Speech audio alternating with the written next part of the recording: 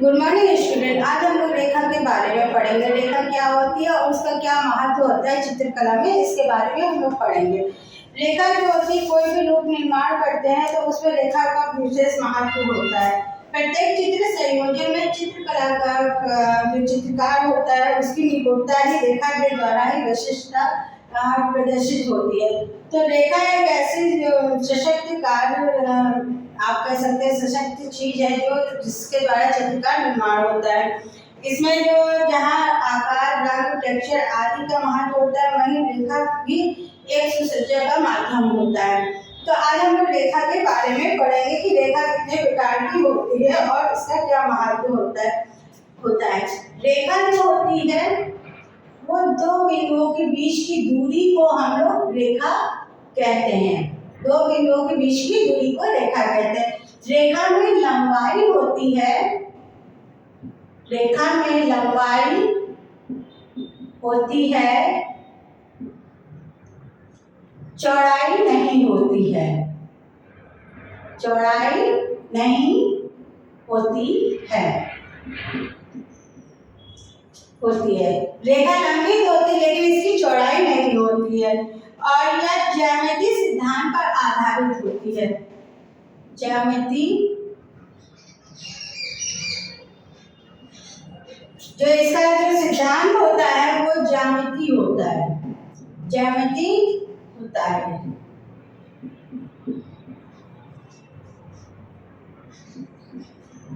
ज्यामिति सिद्धांत पर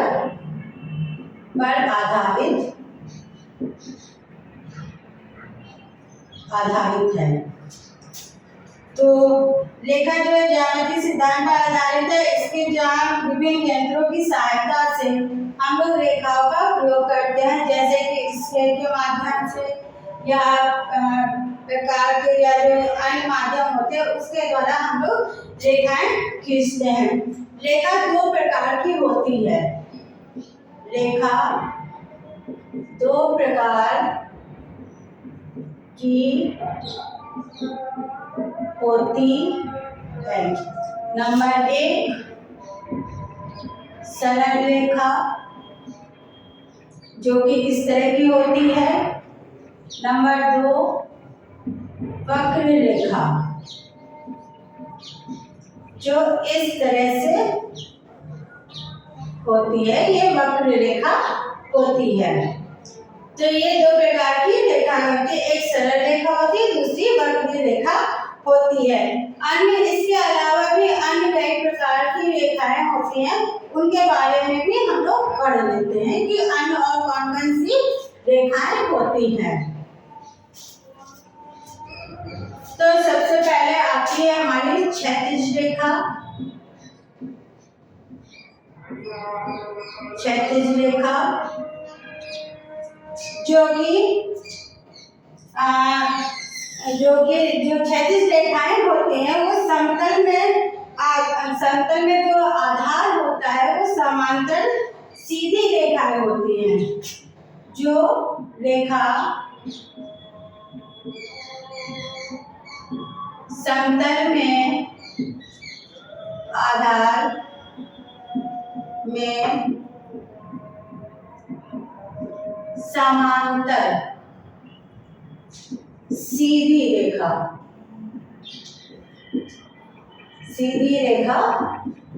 होती है उसे क्षैतिज रेखा कहते हैं, उसे क्षैतिज रेखा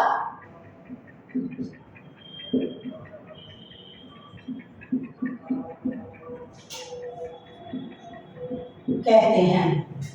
उसके बाद आती है ऊर्ध्वाधर। नंबर दो पे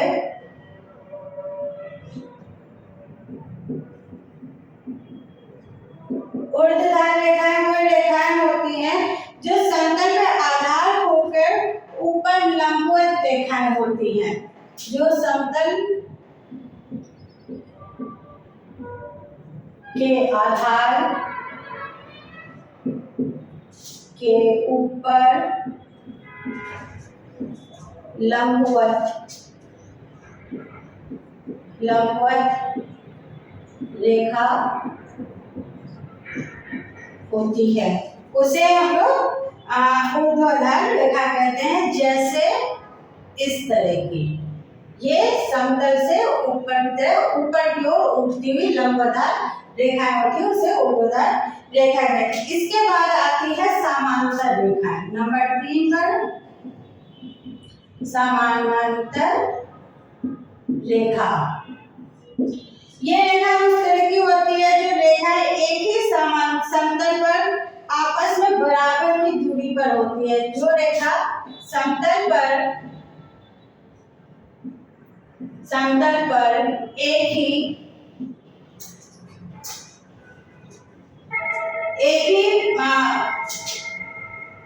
समतल पर आपस में बराबर पर एक ही दूरी पर रेखा होती है। जैसे ये इस तरह से, मतलब एक ही आपस में बराबर की दूरी पर होती है, ये इस तरह की रेखा होती है, आपस में होती है। फिर होती है असमांतर रेखा। असमांतर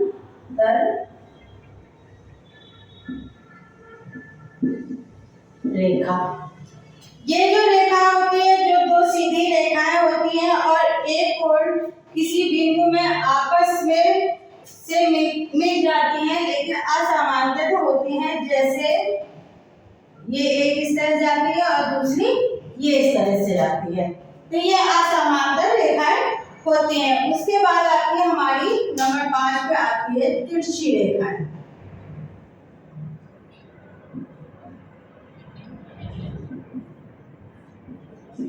तिरछी रेखाएं हमने देखा होती है जो आधार में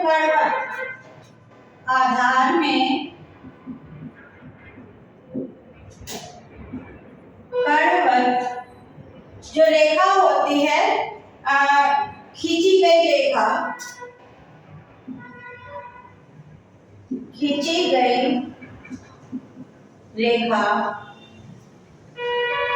जो तिरछी रेखा कहलाती है। जो तिरछी रेखा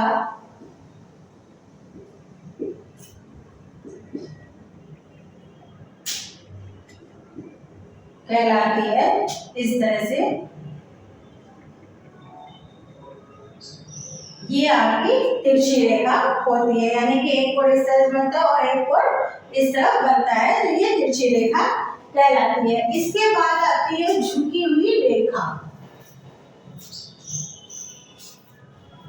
झुकी हुई रेखा का मतलब जो नीचे की ओर झुकी हुई होती है, यानी कि आधार से नीचे की ओर गिरती हुई जो रेखा होती है, उसे झुकी हुई रेखा कहते हैं।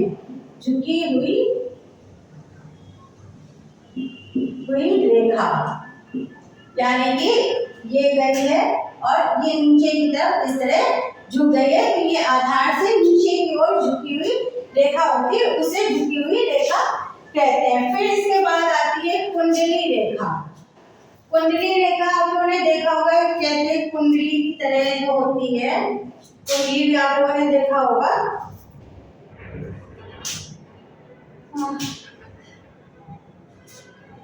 कुंडली रेखा नंबर 7।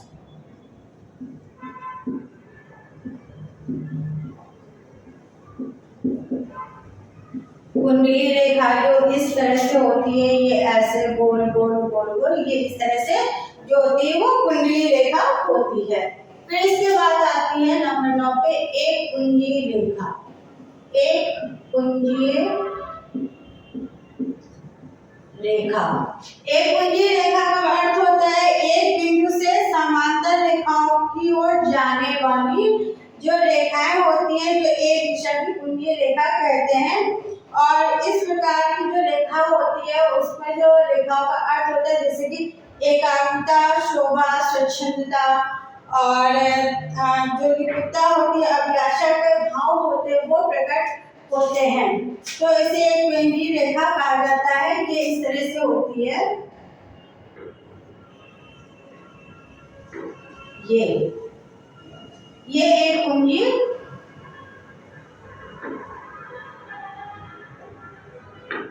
रेखा होती है इस तरह की। मतलब एक ये बिंदु होता है यहाँ पे और इसी बिंदु से सारी रेखाओं का कट निकलते चले जाते हैं, इनको एक कोणीय रेखा कहा जाता है। इसके बाद आती है हमारी दुर्बल रेखाएं।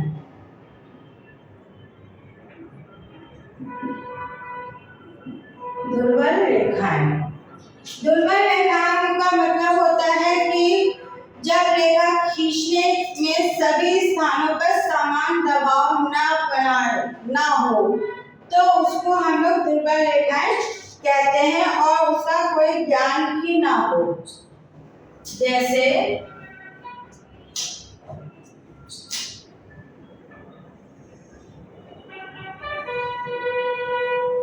इस तरह से इसका कोई सामान्य ज्ञान नहीं होता है, ये सिंपल सा होता है, दुर्बल सा कह सकते हैं ये इस तरह से, तो इसे दुर्बल रेखा कहते हैं। इन दुर्बल रेखाओं में और भी होता है और इसके बाद होती है जैसे हमारी सशक्त रेखा। सशक्त रेखाओं में भी अलग अलग तरह के होता है, जैसे कि सशक्त रेखाओं में शीघ्रता से खींची गई रेखा, जैसे शीघ्रता से। सशक्त रेखा का मतलब होता है